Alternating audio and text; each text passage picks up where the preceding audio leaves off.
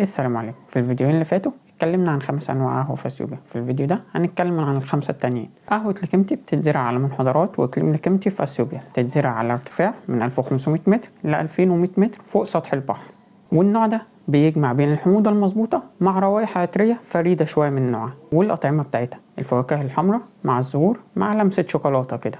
والنوع ده بيستخدموه اكتر في اداه الفي 16. ودي قهوه لكمتي. النوع التاني وهو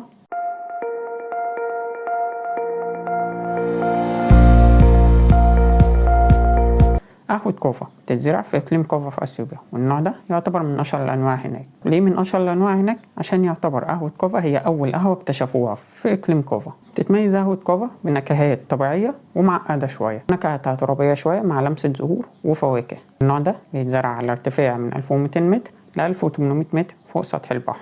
النوع التالت وهو قهوة بنشي ماجي. قهوة بنشي ماجي بتتزرع في إقليم بنشي ماجي في أثيوبيا، والنوع ده الحموضة باينة فيه شوية مع نكهات الفاكهة والزهور مع لمسة حلاوة طبيعية كده في الآخر زي الكراميل. بيتزرع على ارتفاع من 1400 متر ل 2000 متر فوق سطح البحر. قهوة ولجة. قهوة ولجة بتتزرع في إقليم ولجة في أثيوبيا على ارتفاع من 1500 متر ل 2100 متر فوق سطح البحر، والنوع ده معروف أكتر هناك بتميز النكهات بتاعته عشان بيجمع بين حلاوة مع الحموضة والفاكهة مع الزهور مع لمسة توابل كده في الآخر.